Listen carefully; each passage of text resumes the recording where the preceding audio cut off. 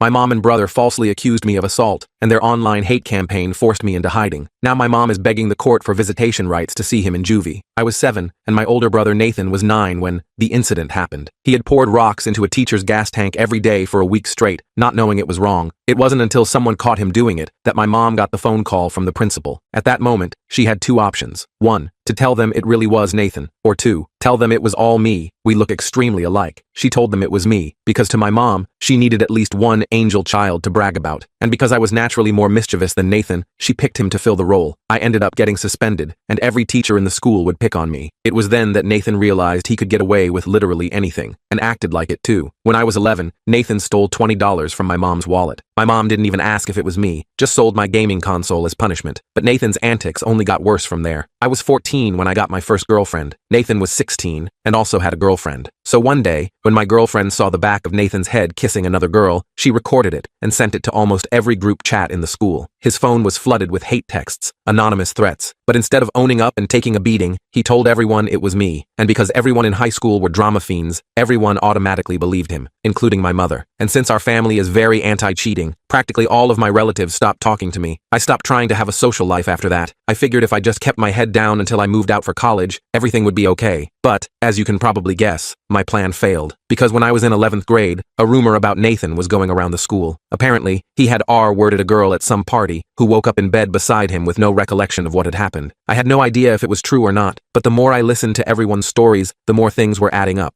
I began to hatch a plan to make him confess, but my plans were interrupted, because a week after the rumors were born, people were threatening to beat me up after school. Eggs were thrown at me as I walked home. It wasn't until one guy threw a punch during lunchtime that I realized what was going on. Nathan had somehow convinced everyone it was me. I went home early that day, not knowing what the F to do. I remember living with so much fear, I didn't even want to leave the house. But when the weekend came, things took a dark turn. I got a notification that I was tagged in a post on Instagram. But when I clicked it, my heart dropped. The account was anonymous, but was followed by nearly everyone in school. The caption was my home address, phone number, email, all followed by an in-depth description of who I had violated, and just how I had done it. I almost threw up with stress. My hands and feet were ice cold. I tried to scroll through my WhatsApp to see if there was anyone I could reach out to, but there was only one. The only person who didn't blame me for Nathan cheating on his girlfriend. My dad. I hadn't spoken to him in almost 10 years, but when I called, the first thing he asked was if I wanted to come over, and he'd pay for the Uber. I breathed a sigh of relief and left immediately. On the way there, I passed by 4 Toyota Corollas filled with angry 18-year-olds, all heading towards my house. Luckily, they didn't see me, and I knew I would be staying at my dad's for a while. When I got there, he didn't even ask why I had reached out. He just gave me a big hug and played Polar Express on the TV, my favorite Christmas movie from when I was 5. But the second Tom Hanks started narrating, I burst into tears. Tears soon turned into hyperventilation, and within 2 minutes, I was having a full-blown anxiety attack. I couldn't even speak, and just showed him the Instagram post. "Son, I know you wouldn't do that," he said. It was the first time someone had seen the good in me. I immediately calmed down, and he continued speaking. Apparently, my mom had always treated Nathan a lot better, and my dad always tried to stand up for me. But things quickly escalated, and whenever my dad would defend me, my mom would get violent, which was the reason for their divorce. I told him my mom said he used to hit her, which is why I never reached out. He just nodded, but the look in his eyes told me he understood and forgave me. It was the most love I had been shown in my life, so I started crying again. My dad assured me not to worry because he would handle everything, and I was in safe hands. I smiled, because back then, I didn't understand the weight of his words. I didn't know just how seriously he had meant them. He protected me so well that I didn't find out what he had done to Nathan and my mom until it was too late to be undone. I spent that first night at my dad's place just sleeping, like a real deep sleep I hadn't had in years. When I woke up Sunday morning, I had 37 missed calls and over 100 texts. Most were from guys at school threatening me. A few were from my mom demanding to know where I was. I turned my phone off and walked to the kitchen. My dad was making pancakes like it was a totally normal Sunday. He asked if I wanted chocolate chips in mine, and I almost started crying again. I couldn't remember the last time someone had cooked breakfast specifically for me. "We should probably talk about what's going on," he said, while I stuffed my face with pancakes. "But only when you're ready." I told him everything, not just about the recent stuff with Megan, but all of it. Every time Nathan had blamed me for something, every punishment I'd taken for him, every friend I'd lost. My dad just listened, occasionally asking questions, but never doubting me. When I finished, he looked really sad. "I knew your mother favored him, but I had no idea it had gotten this bad," he said. He explained that after the divorce, he'd tried to get custody of both of us, but my mom had convinced the judge he was dangerous. She had even coached Nathan to say Dad had yelled at us a lot. I was too young to testify, so I just went where my mom took me. "What do we do now?" I asked. I can't go back to school. Everyone thinks I'm some kind of monster. My dad thought for a minute. First, we need proof it wasn't you. Then we deal with Nathan. I wasn't sure what he meant by deal with Nathan, but honestly, I was just relieved someone was helping me. We spent Sunday figuring out where I'd been the night of Jake's party. I remembered I'd ordered pizza, so we found the receipt in my email. It was delivered at 9:30 p.m., right when people said the incident with Megan happened. I also had achievement timestamps from my PlayStation, showing I was playing Skyrim until 2 a.m. Monday morning, my dad called the school and told them I wouldn't be coming in for a while due to safety concerns. The attendance lady didn't seem surprised. Apparently, several parents had already called demanding the school do something about that Williams boy, meaning me. My dad took the day off work and helped me create a private Instagram account. We collected all my evidence, the pizza receipt, game timestamps, screenshots of texts I'd sent that night, and posted it all with a simple message. I wasn't at Jake's party. I was home playing video games. Whoever hurt Megan, it wasn't me. I sent the link to the 5 people from school who hadn't completely turned against me. They weren't really friends, just people from computer club who were neutral in all the drama. I asked them to share it if they believed me. By that afternoon, I had messages from 2 of them saying the post was spreading. A few people were starting to question the story. It wasn't much, but it was something. Tuesday, my dad went back to work, and I stayed in his apartment all day, alternating between anxiety and boredom. Around lunchtime,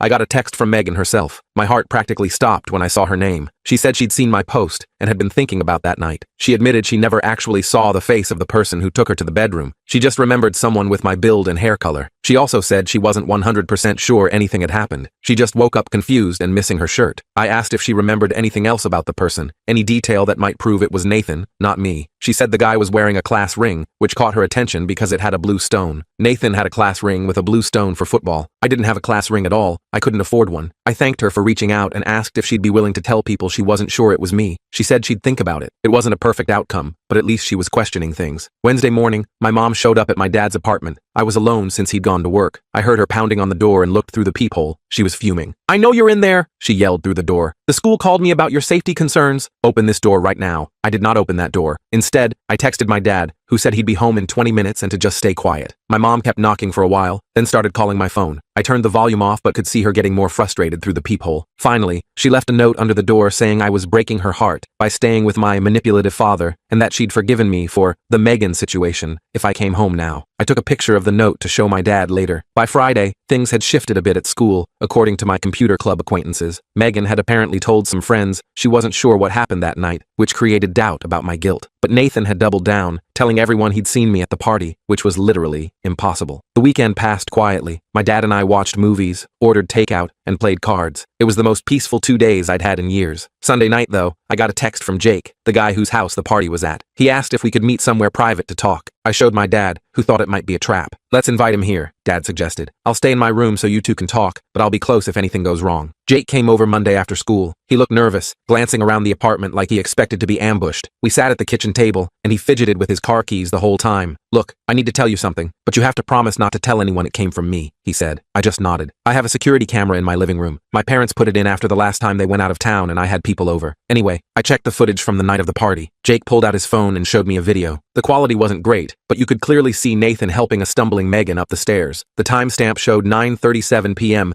exactly when I was at home ordering pizza. "Why didn't you show this to anyone before?" I asked. Jake looked guilty. "Nathan's my friend, and honestly, everyone was so sure it was you. Plus, I'm not supposed to have parties when my parents are gone. If this got out, I'd be screwed." I asked if I could have a copy of the video. He hesitated but eventually airdropped it to me. Before he left, he made me promise again not to say where I got it. I agreed, even though I thought he was being a coward. As soon as Jake was gone, my dad and I watched the video again. It was definitive proof that Nathan was the one with Megan that night, not me. "This changes everything," my dad said. "We need to be strategic about how we use this." The next day, Dad took me to the police station. I was super nervous about it, but he said we needed to file a report about the online harassment and threats. The officer who took our statement didn't seem very interested until we mentioned the false assault allegations. That got her attention. We showed her the Instagram post with my address and the threatening messages I'd received. We also showed her my alibi evidence and the video from Jake's house, though we said it came from an anonymous source to protect Jake. The officer, Detective Palmer, took it all seriously. She said the online post with my personal information was definitely illegal, and the false allegations could be considered defamation. She asked if I wanted to press charges against whoever made the post. I didn't know what to say. The account was anonymous, and while I was pretty sure Nathan was behind it, I couldn't prove that part. My dad jumped in and said we mainly wanted the threats to stop so I could return to school safely. Detective Palmer said she'd look into it and would contact the school about the situation. Before we left, She also suggested I consider getting a restraining order against the people who had threatened me most seriously. That night, my dad and I talked about next steps. He suggested I could transfer to a different school to get a fresh start. The idea was tempting, but it also felt like letting Nathan win again. I want to clear my name, I said. I'm tired of taking the blame for his crap. My dad nodded like he'd expected that answer. Then we need to be smart about this. If we just post that video publicly, it could backfire. Nathan would claim it's doctored or find some other excuse. We decided to send the video to Megan first. She deserved to know the truth, and maybe she could help spread it. I messaged her asking if we could talk, and she agreed to meet at a coffee shop near my dad's place the next day. Seeing Megan in person was awkward. She looked uncomfortable, keeping her distance and choosing a table in the most public part of the cafe. I thanked her for meeting me and got right to the point. I have proof I wasn't at the party, I said, sliding my phone across the table with the video paused. She hesitated before taking it. I watched her face as she played the video. Her eyes widened, and she covered her mouth with her hand. That's your brother, she said quietly. I remember that hoodie. I nodded. I was home ordering pizza and playing video games. I have receipts and timestamps to prove it. Megan looked like she might cry. I'm so sorry. Everyone was so convinced it was you. Even Nathan said, Nathan lies, I said simply. He's been doing this our whole lives, blaming me for his mistakes. I've just never had proof before. She asked for a copy of the video, which I sent to her phone. Before she left, she promised to tell people the truth. I wasn't sure if that would be enough, but it was a start. The next day, everything exploded. Megan had posted the video on her Instagram with a long caption explaining that she'd been wrong, that it was Nathan in the video, not me. She apologized publicly for believing the rumors without evidence. My phone blew up with messages, some people apologizing, others accusing me of manipulating Megan or doctoring the video. Nathan texted me too. You're dead when I find you. I showed my dad the threat, and he immediately called Detective Palmer. She said she'd handle it and recommended I stay away from school another day. That evening, my mom showed up at my dad's place again, this time with Nathan. They pounded on the door, yelling about the lies I was spreading. My dad called the building security, who made them leave, but not before Nathan shouted that he'd make me pay for ruining his reputation. The next morning, Detective Palmer called with news. The school had suspended Nathan pending an investigation, and they were reviewing the incident with Megan with potential disciplinary action. Additionally, they'd identified the person who created the anonymous Instagram account, not Nathan, surprisingly, but his friend Tyler, who admitted Nathan had put him up to it. The school wants to meet with you, your parents, and their counselor before you return, Detective Palmer explained. They're concerned about your safety and want to put some protections in place. My dad agreed to the meeting, but insisted my mom not be present. The detective hesitated but said she'd see what she could do. The meeting was scheduled for the following Monday. The weekend was stressful. Nathan kept creating new accounts to send me threatening messages, and my mom alternated between pleading for me to come home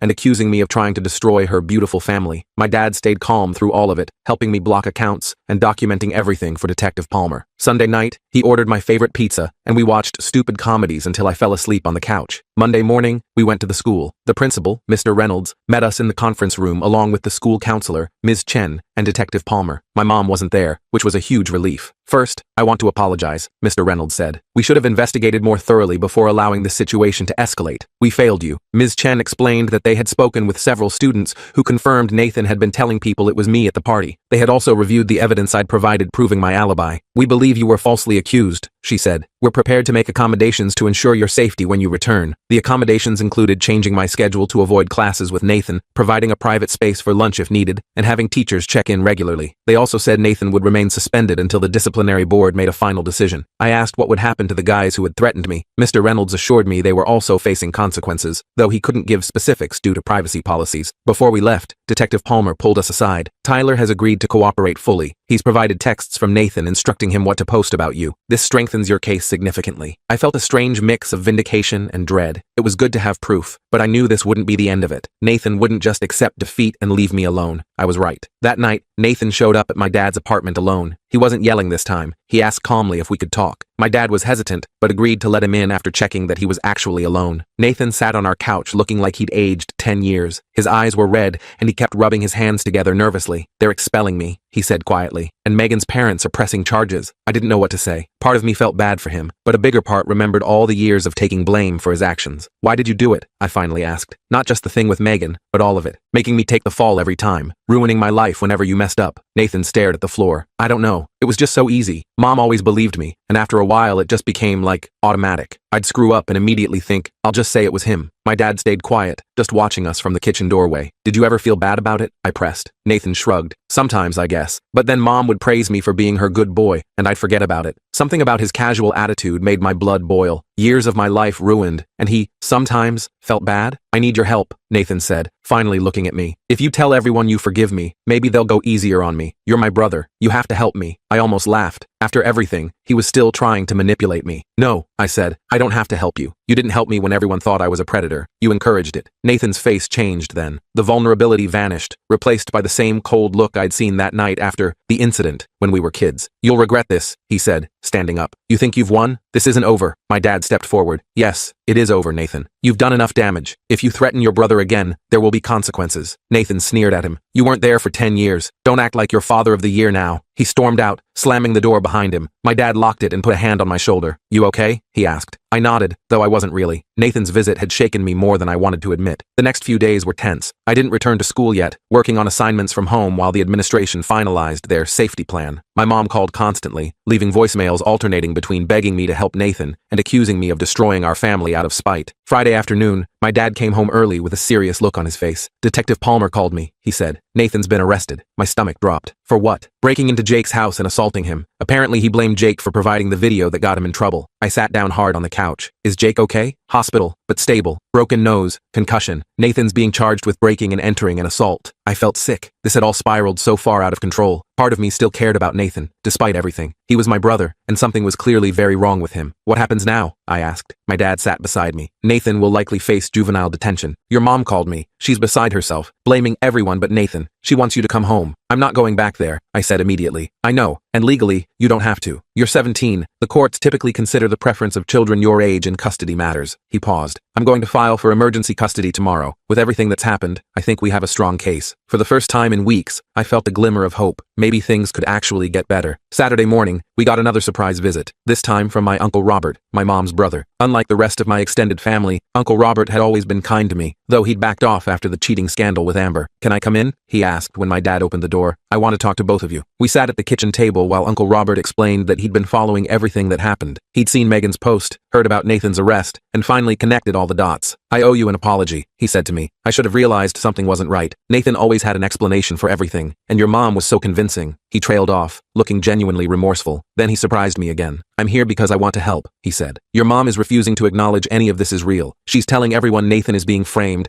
and that you've manipulated the whole situation. My heart sank. Of course she was. I've spoken to Grandma and the rest of the family, Uncle Robert continued. I showed them the evidence, the video, the Instagram posts, everything. They're starting to understand the truth. I hadn't expected that. I'd assumed my entire extended family was a lost cause. What does this mean? My dad asked. Uncle Robert sighed. Your mom needs help. Professional help. I've tried talking to her, but she refuses to listen. I think she might have some mental health issues that have gone untreated for a long time. That made sense, though I'd never thought about it that way before. My mom's behavior had always seemed irrational, but I'd just accepted it as normal because it was all I knew. I want to testify at your custody hearing, Uncle Robert said. I want to tell the judge what I've observed over the years, if that's okay with both of you. My dad looked surprised but nodded. That would be incredibly helpful. Before Uncle Robert left, he gave me a hug and apologized again. He promised the family would make it up to me. I wasn't sure what that meant, but it felt good knowing not everyone had abandoned me. Sunday night, I got a text from Amber, my ex-girlfriend from freshman year. She said she'd seen Megan's post and realized she might have misjudged me too. She apologized for not giving me a chance to explain back then. I appreciated her message, but told her it was too little, too late. Maybe that was petty, but after everything I'd been through, I felt entitled to a little pettiness. Monday morning, my dad and I went to the courthouse for the emergency custody hearing. I was nervous, bouncing my leg the entire drive there. My mom would be there, and I hadn't seen her since she'd shown up at our door with Nathan. The courtroom was smaller than I expected. My mom was already there with her attorney. She tried to approach me when we walked in, but the bailiff stopped her. She looked terrible, hair unwashed, dark circles under her eyes. Despite everything, I felt a twinge of concern. The hearing was surprisingly quick. My dad's lawyer presented the evidence, the false accusations, the documented pattern of my mom favoring Nathan, the recent arrest, and the threatening messages I'd received. Uncle Robert testified, describing how my mom had always pushed the Nathan is perfect narrative and punished me for things I hadn't done. The judge asked me directly if I wanted to live with my dad. I said yes, without hesitation. She then asked if I wanted any contact with my mom. That was harder to answer. Maybe eventually, I said, but not right now. I need some space. The judge nodded like she understood. She granted my dad temporary full custody, with the possibility of revisiting visitation with my mom after 3 months of family counseling. As we were leaving, my mom tried to talk to me again. The bailiff let her approach this time. This isn't over, she said, echoing Nathan's words from earlier. You've turned everyone against me. My own family, my own son. My dad started to intervene, but I held up my hand to stop him. No, Mom, you did this yourself. You chose Nathan over me again and again. You let him hurt me. You helped him hurt me. I felt tears forming but pushed them back. I hope you get help. I really do, but I can't be around you right now. I walked away before she could respond. In the parking lot, my dad put his arm around my shoulders. I'm proud of you, he said simply. That afternoon, we met with Ms. Chen at school to finalize my return. With Nathan in juvenile detention and a restraining order in place, the immediate safety concerns were addressed. They'd also spoken to my teachers about the situation, so I wouldn't have to explain myself repeatedly. We can't control what other students say, Ms. Chen warned, but we've made it clear that harassment of any kind won't be tolerated. My first day back was Wednesday. It was weird and awkward, but not as bad as I feared. People stared and whispered, but no one approached me directly. A few people from computer club sat with me at lunch, acting like nothing had happened. I appreciated their silent support more than they knew. By Friday, things were starting to feel almost normal. Some teachers even went out of their way to be nice to me, which was a new experience. After school, Jake was waiting by my locker. His face was still bruised from Nathan's attack, with a bandage across his nose. Hey, he said awkwardly. I just wanted to say sorry for not coming forward sooner. I was scared of losing friends, which is pretty pathetic compared to what you went through. I told him it was okay. He'd eventually done the right thing, which was more than most people. Also, he added, there's going to be a party at my house next weekend. A proper one this time, my parents approved. You should come. I was surprised by the invitation. I'll think about it, I said, though I wasn't sure I was ready for parties yet. That night, I told my dad about Jake's invitation. He seemed pleased. It's good to have options, he said. You don't have to go if you're not comfortable, but it's nice to be included. I nodded, feeling strangely emotional. It's weird. For so long, I was just trying to survive until I could escape to college. Now I'm thinking maybe high school doesn't have to be completely awful for the next year and a half. My dad smiled. It doesn't, and whatever happens, we'll handle it together. I believed him. For the first time in years, I felt like I had a real future, one that wasn't defined by Nathan's lies or my mom's favoritism. The road ahead wouldn't be easy. Nathan would eventually get out of juvenile detention. My mom would probably keep trying to contact me, but I wasn't alone anymore. I had my dad, Uncle Robert, maybe even some friends eventually. I went to bed that night feeling something unfamiliar. Hope. Not just for escape, but for actual happiness. I didn't know exactly what my dad had planned for Nathan and my mom long term, but whatever it was, I trusted him to protect me. After all, he was the only one who ever had. The custody hearing was over, but I still felt on edge every time my phone buzzed. Part of me expected to see Nathan's name pop up with new threats, even though he was in juvie and technically couldn't contact me. My dad noticed me jumping at notifications and suggested I change my ringtone to something less startling. Maybe something from that game you're always playing, he said one night while cooking dinner. It was a small thing, but it showed he was paying attention. I switched to the Skyrim level up sound, which made me smile whenever I heard it. A couple weeks after returning to school, things started to feel almost normal. Some kids still whispered when I walked by, but most had moved on to fresher drama. I even made a few actual friends in computer club, not just acquaintances who tolerated me, but people who invited me to join their Discord server and asked for my opinion on stuff. Jake kept checking in with me too. His face was healing up, and he'd become weirdly protective. When some senior made a comment about me in the cafeteria, Jake immediately shut him down. I didn't need protecting, but it was nice knowing someone had my back. One Friday after school, Uncle Robert called and asked if I wanted to come over for dinner that weekend. Grandma will be there, he added. She's been asking about you. I hadn't seen my grandma since before the whole mess started. The idea made me nervous, but my dad encouraged me to go. Family connections are important, he said. The ones worth keeping anyway. Uncle Robert picked me up Saturday evening. The car ride was a bit awkward at first, but he filled the silence by updating me on random family news. My cousin getting into college, my other uncle buying a boat, normal stuff that had nothing to do with Nathan or my mom. When we got to his house, Grandma was already there, sitting in her usual armchair. She stood up when she saw me, her eyes watery. There's my boy, she said, opening her arms. I hesitated for a second before hugging her. She felt smaller than I remembered, more fragile. I'm sorry, she whispered against my shoulder. I should have known better. That simple apology hit me harder than I expected. I had to blink back tears as we sat down for dinner. Through the meal, no one mentioned Nathan or my mom directly, but Grandma did ask how things were going with my dad. Really good, I told her. He's teaching me to drive on weekends. She nodded approvingly. Your grandfather taught me to drive, you know. Said I was a natural. After dinner, Uncle Robert pulled me aside. Your mom's been calling everyone in the family, he said quietly. She's trying to get people on her side for the permanent custody hearing. My stomach clenched. Is it working? He shook his head. Not like she hopes. Most people have seen the evidence, and Nathan's arrest was the final straw for many of us. Before I left, Grandma pressed something into my hand, a small key on a chain. This is for your grandfather's tackle box, she explained. He always meant for you to have his fishing gear when you were old enough. I think it's time. I knew what the gesture meant. In our family, Grandpa's fishing gear was practically sacred. It was her way of saying I was still part of the family, the real family, not whatever twisted version my mom had created. The next court date was set for 3 months out. My dad and I both started seeing therapists, him individually, and me with both individual and group sessions for teens dealing with family issues. I was resistant at first, but my therapist, Dr. Melissa, was surprisingly cool. She didn't make me talk about my feelings right away, just let me rant about video games until I felt comfortable. Your brother's actions reflect his issues, not your worth, she told me during one session. And your mother's inability to see the truth isn't your responsibility to fix. It sounded simple when she said it, but actually believing it was harder. 17 years of being the family scapegoat doesn't disappear overnight. Meanwhile, my dad was handling the legal stuff with his attorney. They were pushing for permanent full custody with supervised visitation for my mom,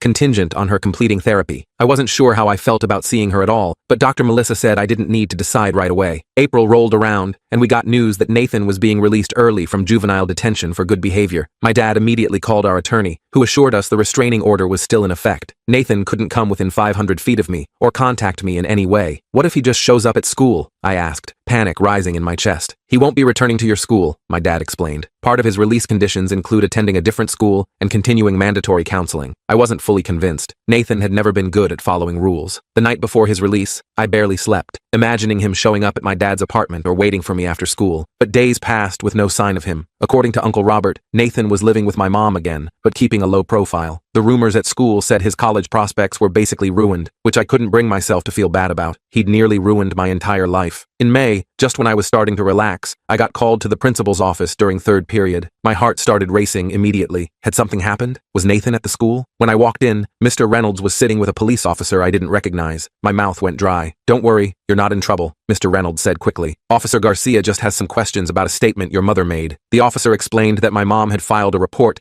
claiming my dad was abusive and that I was in danger living with him. My jaw literally dropped. After everything, she was still trying to lie about my dad. She provided some photos of bruises she claims were caused by your father during visitations, Officer Garcia said, watching my face carefully. That's impossible, I said immediately. I haven't had any visitation with my mom since the temporary custody order. I haven't even seen her. I pulled out my phone and showed him my calendar, where I'd been logging therapy appointments and activities with my dad, a suggestion from Dr. Melissa to help establish a sense of stability. The officer nodded, taking notes. Your mother also claims your father coached you to lie about your brother, he added. I didn't even try to hide my frustration. Officer, my brother confessed to multiple people that he blamed me for things he did. It's all documented, and he literally got arrested for assaulting someone who provided evidence supporting me. After answering more questions, the officer seemed satisfied. Before leaving, he told me they had to investigate all claims, but my statement would be noted. Mr. Reynolds apologized for the disruption and wrote me a pass back to class. I called my dad immediately after school. He wasn't surprised. His attorney had already been contacted about the allegations. It's a desperate move, he said calmly. She knows the permanent custody hearing is coming up, and she's running out of options. I started having nightmares again after that. Dreams where I was back in my old house, with Nathan smirking at me from the doorway of my room. Dr. Melissa suggested I write down the dreams to take away their power, which sounded dumb, but actually helped a little. A week before the custody hearing, I got an unexpected email from Megan. We hadn't really talked since she'd posted the video clearing my name. The subject line was simple: thought you should know. Megan explained that Nathan had reached out to her, supposedly to apologize. But during their conversation, he'd tried to convince her that I had manipulated the video evidence and turned everyone against him out of jealousy. I just wanted you to be aware, she wrote. I didn't believe him, obviously, but I thought you should know he's still trying to blame you. I forwarded the email to my dad and our attorney. They added it to the growing file of evidence showing the pattern of behavior from both Nathan and my mom. The day of the hearing arrived with a knot in my stomach that wouldn't go away. My dad made pancakes again, trying to establish it as our good luck ritual. I appreciated the effort but could barely eat. The courthouse felt more familiar this time, though no less intimidating. My mom was already there with her attorney and, surprisingly, Nathan. He wasn't supposed to testify since he was still a minor with a recent criminal record, but I guess they thought his presence might influence the judge somehow. Nathan didn't look at me when we entered. He stared straight ahead, hands folded in his lap. My mom, on the other hand, kept trying to catch my eye, giving me these pleading looks that made my skin crawl. The hearing started with my dad's attorney presenting the evidence we'd gathered since the temporary order, including my consistent attendance at therapy, improved school performance, and stable home environment. Then came the bombshell. She introduced Megan's email and 3 similar messages from other students, all showing Nathan's continued attempts to blame me. When my mom's attorney cross-examined my dad, he tried to paint him as an opportunist who had swooped in after years of absence. My dad stayed calm, explaining that he'd sent birthday cards, Christmas gifts, and child support consistently for 10 years, despite being blocked from seeing me. I never stopped trying to be part of my son's life, he said. I just wasn't allowed to be. They called me to testify next. I'd practiced with Dr. Melissa, but my hands still shook as I took the oath. The judge, a different one from the emergency hearing, asked me to describe my current living situation and how I was adjusting. It's good, I said, trying to sound more confident than I felt. I have my own room, I'm doing better in school, and I'm making friends again. My dad and I cook dinner together most nights, and he's teaching me practical stuff like changing oil in a car. My mom's attorney tried to get me to admit I missed my family, that I was just angry and would get over it eventually. I took a deep breath before answering. I do miss parts of my old life. I admitted, but I don't miss being blamed for things I didn't do. I don't miss being punished for Nathan's mistakes, and I don't miss my mom choosing him over me every single time. I saw my mom flinch from the corner of my eye, but I kept going. My dad believes me when I tell him the truth. He doesn't assume I'm lying. Do you know how huge that is after living your whole life with people assuming the worst about you? The judge asked if I wanted any contact with my mother or brother. Maybe someday with my mom, if she gets help and actually acknowledges what happened, I said. But not with Nathan, not after everything. As I stepped down, Nathan finally looked at me. His expression wasn't angry anymore, just empty. It was somehow worse than the hatred. The judge called a brief recess before making her decision. My dad and I waited in a small conference room, neither of us talking much. Our attorney seemed optimistic, but I'd learned not to count on things working out. When we returned to the courtroom, the judge didn't waste time. She granted my dad permanent physical and legal custody. My mom would be allowed supervised visitation after completing 6 months of therapy, with progress reports submitted to the court. The evidence clearly shows a pattern of parental alienation and scapegoating, the judge said. This court cannot in good conscience return the minor to an environment where such psychological harm was inflicted. My mom started crying loudly, clutching Nathan's arm. He just sat there, staring straight ahead like before. I felt nothing watching them. Not satisfaction, not pity, not even relief yet, just numbness. Outside the courthouse, Uncle Robert was waiting. He hugged me awkwardly, then shook my dad's hand. The family's behind you, he told me. Whatever you need. That night, my dad ordered pizza, and we watched all 3 Back to the Future movies, something we'd been meaning to do for weeks. Halfway through the second one, the reality finally hit me. This was permanent. I was safe. My dad wasn't going to disappear, and I wouldn't have to go back to being Nathan's scapegoat. I started crying out of nowhere. My dad paused the movie immediately, looking concerned. I'm okay, I managed to say. I keep waiting for something to go wrong. He nodded like he understood completely. It's going to take time to trust that you're really safe. That's normal. The next few months were uneventful, which was exactly what I needed. Nathan apparently got accepted to some small college across the country. Uncle Robert told me his grades had always been decent enough, and my mom had hired some kind of consultant to help with applications. I tried not to think about him starting fresh somewhere where no one knew what he'd done. My mom completed her court-ordered therapy and requested a visitation. I wasn't ready, and my dad supported my decision to wait. Healing happens on your timeline, not hers, he said. By the time senior year started, my life had transformed. I had actual friends. Teachers knew me as my own person, not as Nathan's troubled brother. I even started dating a girl from computer club named Riley, who couldn't care less about my family drama. One October afternoon, I came home from school to find my dad sitting at the kitchen table with a serious expression. Your mom called, he said. Nathan's been expelled from college. Apparently he tried the same routine there, blamed his roommate for stealing from the cafeteria. Only this time, there were security cameras. I sat down slowly. What does she want? For you to talk to him. She thinks you could help him understand the consequences of his actions. I actually laughed out loud. She wants me to teach Nathan about consequences? After she spent years making sure he never faced any? My dad just shrugged. I told her it wasn't your responsibility. I just thought you should know. I thought about it that night while working on college applications. My top choice was a school in California, about as far from our hometown as I could get while staying in the country. I wondered if Nathan felt any remorse, or if he was still convinced he was the victim somehow. The next day, I asked Dr. Melissa what I should do. We'd cut back to monthly sessions, but I still valued her perspective. Do what feels right for you, she said. Not what your mother wants, not what anyone else expects. What do you need? I thought about it for a week before making my decision. I wrote Nathan a letter, not offering forgiveness or help, just explaining exactly how his actions had affected me throughout my life. I didn't send it expecting a response. I wrote it for me, to release the last bits of anger I was holding on to. Nathan never replied, which didn't surprise me. My mom reached out to ask if I'd reconsider meeting with them. I declined politely, but firmly. The rest of senior year flew by. I got accepted to my top choice college with a partial scholarship. Riley got into a school about an hour away from mine, and we made tentative plans to visit each other. My dad started teaching me about budgeting and other adult stuff I'd need to know. Graduation day arrived with beautiful weather and a weird mix of emotions. My dad, Uncle Robert, Grandma, and a couple other relatives came to watch me walk across the stage. As I sat waiting for my name to be called, I spotted my mom slipping into the back of the auditorium. She didn't try to approach me afterward, just gave a small wave from a distance before leaving. That summer was the best of my life. I worked at a local computer repair shop, spent weekends fishing with my dad using Grandpa's old gear, and actually felt excited about the future. The nightmares stopped completely. A week before I left for college, Jake threw a going-away party for everyone heading out of town. It wasn't anything wild, just pizza, video games, and people signing yearbooks they forgot to sign before summer. As I was saying my goodbyes, Jake pulled me aside. You know, when all that stuff happened last year, I never thought we'd end up actual friends. Me neither, I admitted. I was just trying to survive high school. He laughed. Well, you did more than survive. You basically conquered it. Driving to California with my dad, I watched our hometown disappear in the side mirror. I I didn't feel sad leaving it behind. My dad and I had already planned his visits for Parents' Weekend and Thanksgiving, setting up my dorm room, meeting my roommate, buying textbooks. It all felt surreal. No one here knew about Nathan or my mom or any of my history. I was just another freshman finding my way. My dad helped me unpack everything, then took me grocery shopping to stock my mini fridge. Before heading back to his hotel, he handed me a small wrapped package. A going-away present, he explained. Inside was a framed photo of us from my graduation,